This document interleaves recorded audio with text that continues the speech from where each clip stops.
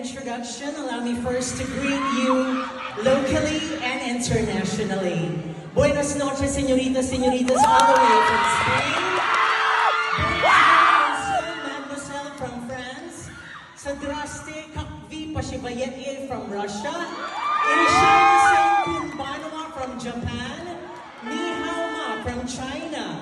Naimbag karabi ka na kayo amin from Ilocos region. Masantos yalabit si kayo namin from Pangasinan. Maya pabengi poke kayungan from Pampanga. Naupay gabi inyong tanan from Samar and Leyte.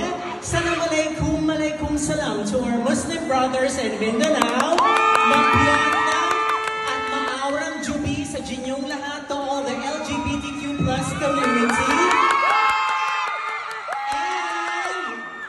What's up to all Sigma and to all individuals present today in this digital world? Sigma, Skibidi Toilet, Generation Z, and to all Delulo, good evening. My name is Maria Sashi Bonutsu Engelweisen, Bidin Colombo Santissimo Rosario Parish Elementary School. In short, Nene. I'm a 16-year-old stunner. 20-year-old. 25-year-old. 33-year-old. Pasira career. 40 years old. Wag kami. 45 years old. Ayoko na. Sa'yo na to. Wala pa pong 100.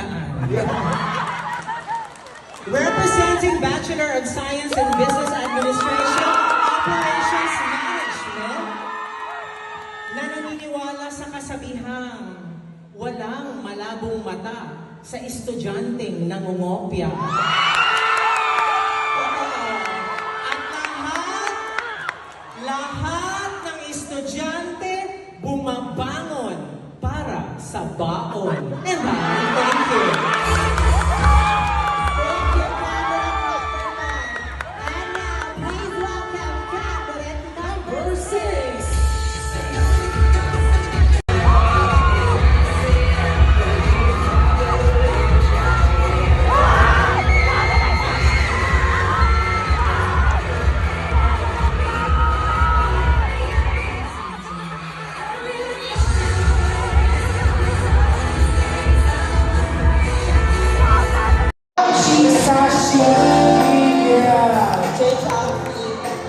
Bakit ang kinakabahan pag si Ma'am Shea yung sasagot? Bakit? Diba? Tika ko.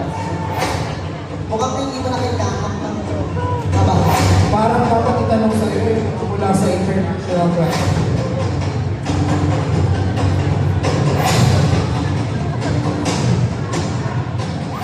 Okay, makinig po ang lahat dahil ang tanong po na itatanong ko ay napapanahon. Ito po ang inyong tanong, Ma'am Sasha Miguel. Dumarami ang kaso ng HIV sa bansa, lalong-lalo na sa mga kabataan. Karamihan ay kulang sa kaalaman at pag-iingat. Ang tanong, paano natin mapapalaganap ang tamang impormasyon at wastong pag-iingat para mapigilan ang pagkalat ng HIV?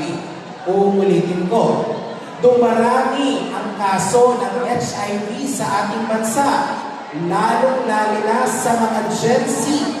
Karamihan ay kulang sa kaalaman at pag-iingat. Ito po ang tanong, paano natin mapapalaganap ang tamang impormasyon at wastong pag-iingat para mapigilan ang pagkalat ng HIV? Ang pinakamabilis na paraan ng pagpapalaganap ng tamang impormasyon pagdating sa kaso o issue ng HIV ay simple at napapanahon. Ito ang paggamit ng social media. At pag ginamit natin with responsibility ang social media, tatlong bagay ang nais kong bigyang diin ukol sa issue ng HIV. Una, education. We should be educated when it comes to the issues concerning HIV. Number two, prevention. We need to learn how to prevent it because as they say, prevention is better than cure. And number three, compassion. Let us remove the stigma na ang HIV ay nakakatakot. Dahil yung sinasabi ng HIV ay katakutan, pero huwag yung katakutan yan. Kaya ang mga iba ay natatakot magpa-check, magpa-test kasi nilagyan nyo ng stigma na nakakatakot ito.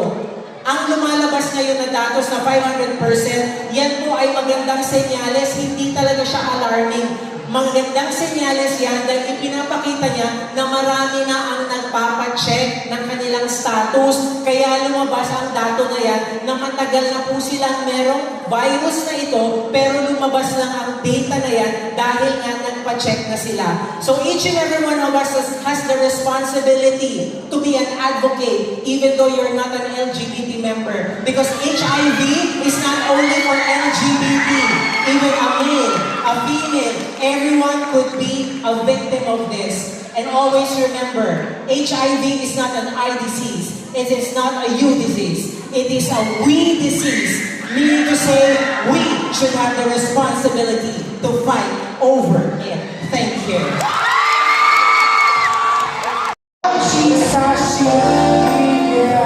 Change outfit. Bakit ang kinakabahan pag si Ma'am Shio sasagot? Bakit? Ma, tika crush. Mukhang hindi mo na kailangan ng kabahan. Parang dapat itanong sa iyo mula sa international brand.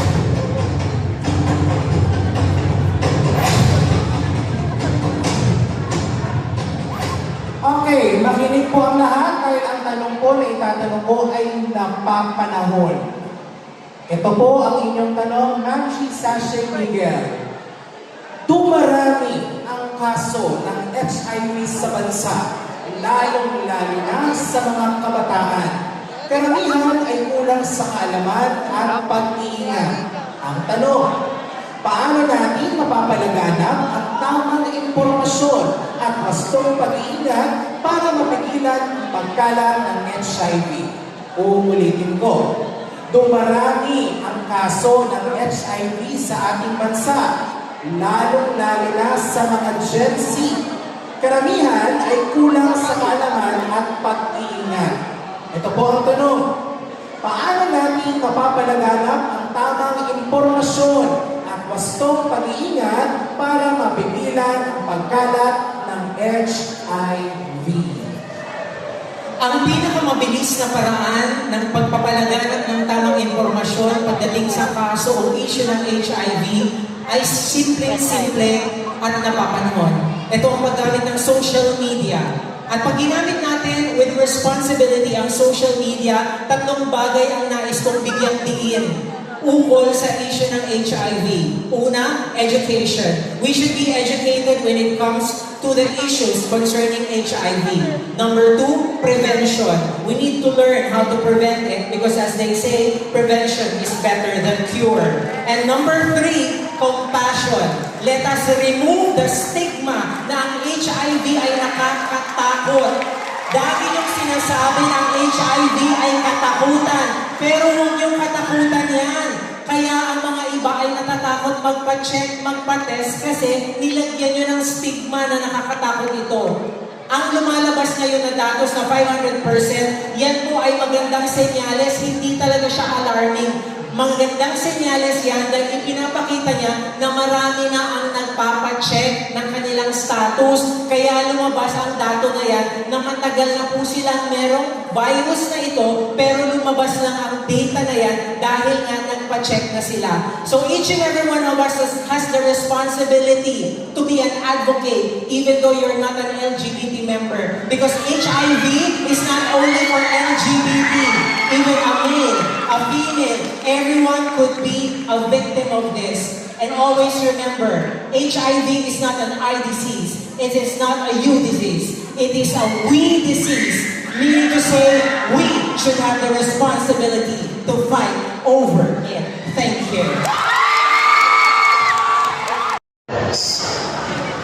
Hashtag my pride colors. The first thing that comes into my mind when we say colors is the rainbow. And we have the letters R, G, D. For me, I would choose the most unique color, which is indigo. Why? I believe that indigo indigo is a unique color. It symbolizes myself. I am a unique individual. And being unique, there are a lot of challenges when you are unique. Because, like for me, I have difficulty of having my space in the community. That's why, when I went back to college, the first expression or feeling I have was nervous. But I'm so happy and blessed that STI is very inclusive, wherein I experience to be embraced despite of my gender. And with this, I believe in this color, indigo, represents the uniqueness of my personality. If each and every one of you will be inclusive and will accept the difficulty or the differences of each other, definitely we will be united. Thank you so much, Annie and Time's up.